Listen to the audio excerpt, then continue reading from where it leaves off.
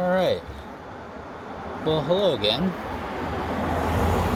I am out here on the Lectric XP Lite, and I'm on the street. I'm just starting off in level 0, so that's no assist. So right now I'm just doing all the work pedaling. You know, I've got about 180 miles on this bike right now. I know that's not a lot. But what I'm noticing is it's gotten quite a bit easier to pedal in level 0 with no assist. And I think that's just attributable to the crank bearings, the wheel bearings, the axle bearings. Everything needs to get broken in when a bike is new. And so it sort of feels like it's freed up a little bit.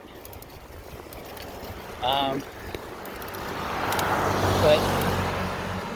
as you may or may not know, this bike just has single gearing. So it has a single sprocket on the front and a single on the back. Alright, now I'm going to level 1. That gives me a little assist. So you don't have a gear shifter.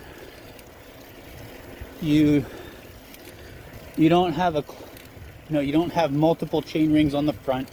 You don't have a cluster of gears on the back, which is good for simplicity and for weight reduction. So this is a relatively light bike for an e-bike. Coming in, I believe, around 45 pounds. Now that's heavy, maybe that's heavy compared to a traditional bicycle, but compared to most e-bikes, that's actually pretty light.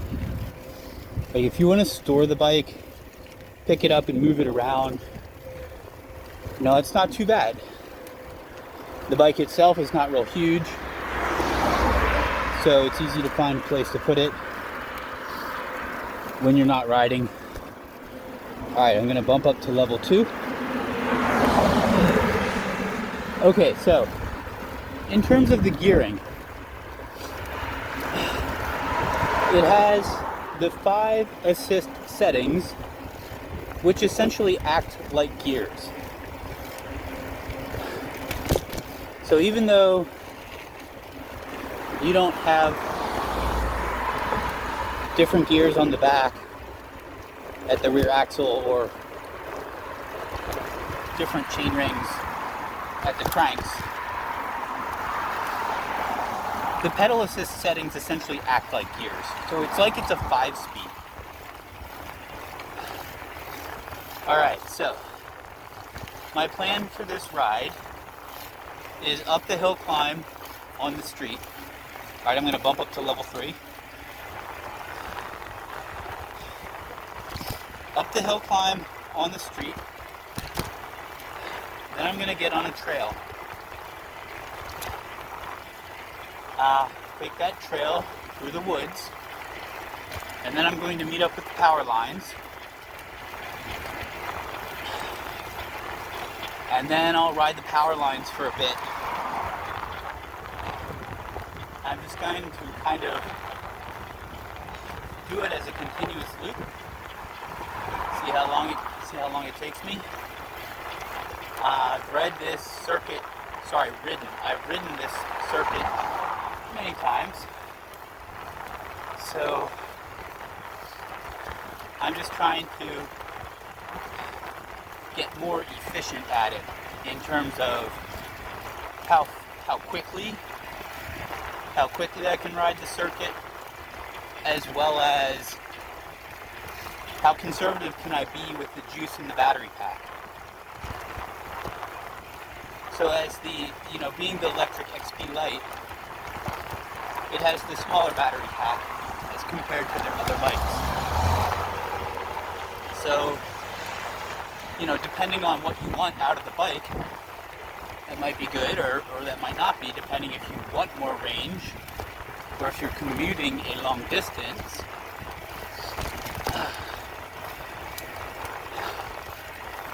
You know, then you might want a bike that has a bigger battery pack. However, if you get a bike that has a bigger battery pack, it will likely be bigger and heavier, so that is going to affect the performance and the handling of the bike. That's kind of a given. All right. Well, in any case, just going to kind of settle into the ride here, break a sweat, and get into a cadence. Today is, I believe, October 7th, 2023. A nice warm fall day.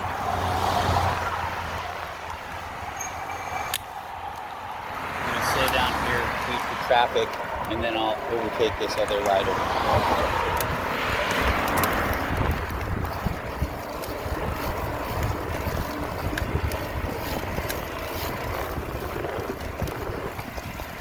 So as I was saying, I'm just going to kind of settle in here and we'll just enjoy the ride.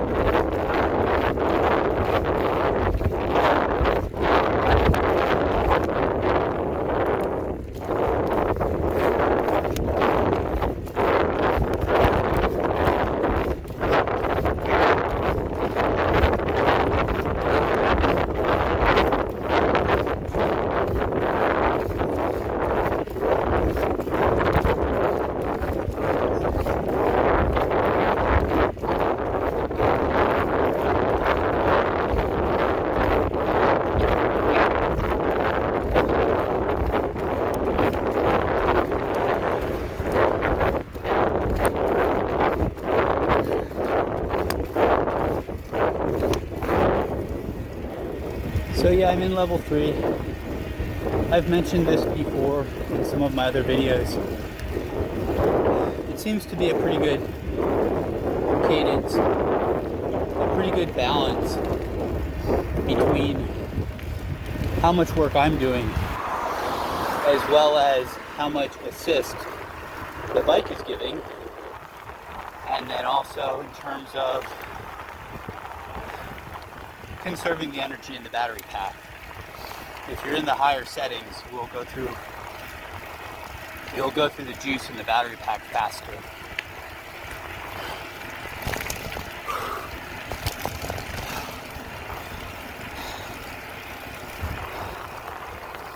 But yeah, this is a nice ride out here.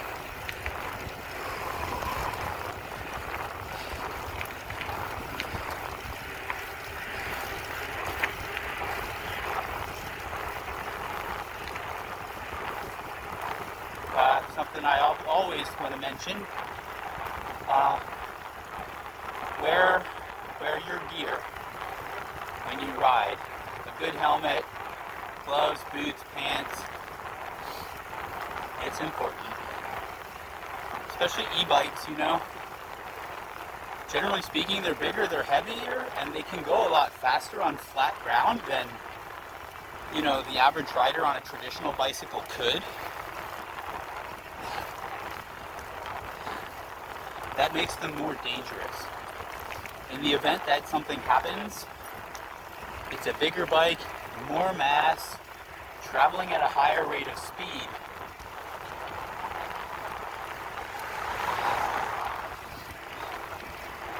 Equals an increased probability that in the event that something happens, you know, it could be a, you know, not a good situation. So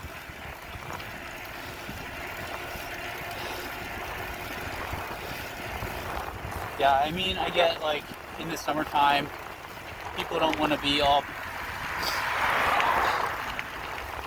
it's hot, you know, in the summertime, people don't want to be all bundled up in gear, so to speak, but man, I see a lot of riders out there and they're just wearing these like cheesy little helmets or no helmet at all,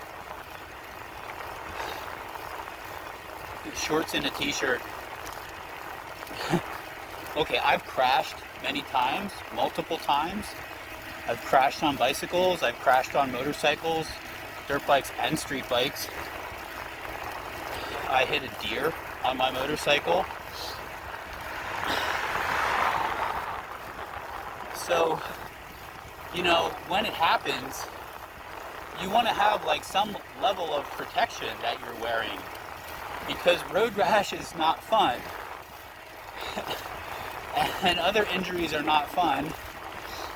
So gear, you know, wearing the appropriate gear, it doesn't guarantee anything, but it increases the odds that the extent of injuries would be less severe. Alright, so I'm going to get on the trail.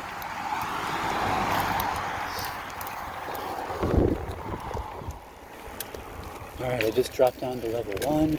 Alright, I'm going to bump back up to level 3.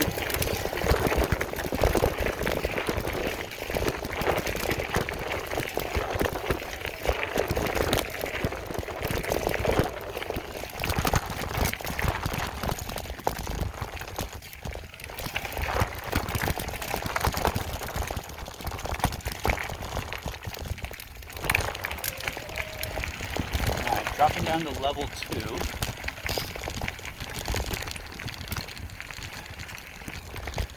So yeah, on the safety gear, to just consider it, it is important. I mean, I don't want to sound like a Saturday morning infomercial, but at the same time, I've been riding bicycles and motorcycles for 45 plus years, crashed numerous times. I was also an EMT paramedic, so I've picked people up off the street, you know, who did not survive.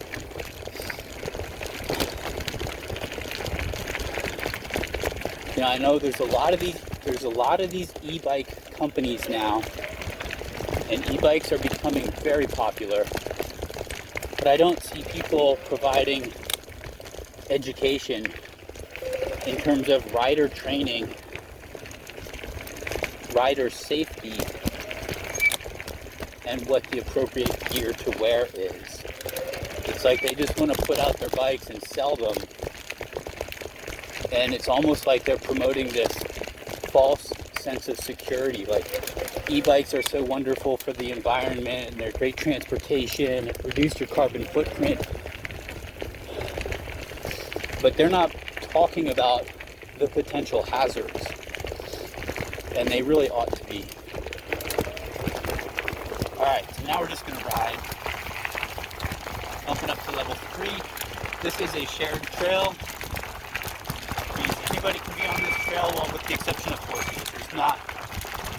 Horses are not on this trail, but bikers, hikers, runners, joggers, dogs, all of it. So if you're on a shared trail, you have to be thinking about, you know, being considerate to other people that are on the trail. In some areas and in some situations, some e-bike riders are kind of making the whole community look bad. And we don't want restricted access. We don't want people getting angry about e-bike riders on the trails and things like that. So just be courteous to the other people on the trail. That goes a long way.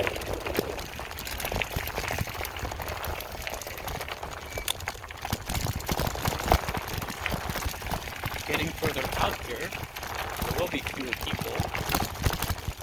And then also like putting power lines more out there, so there will be even fewer people. Most likely.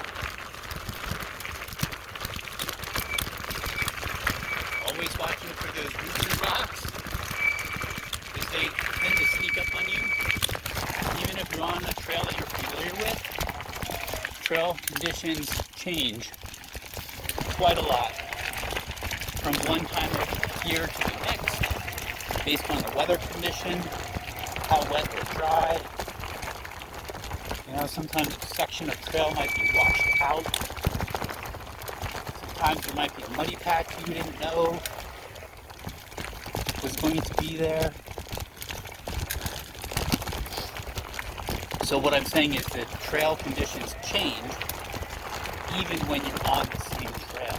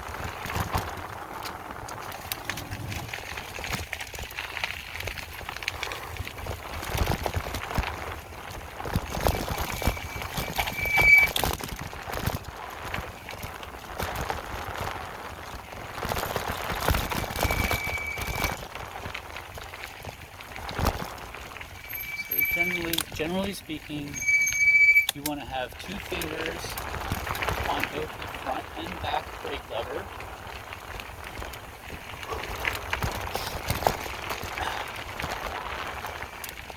And you want to be holding onto the handlebars at the same time. The reason you don't have all your fingers on the brake lever is because you still need to be able to turn and maneuver the handlebars while simultaneously braking as you need to.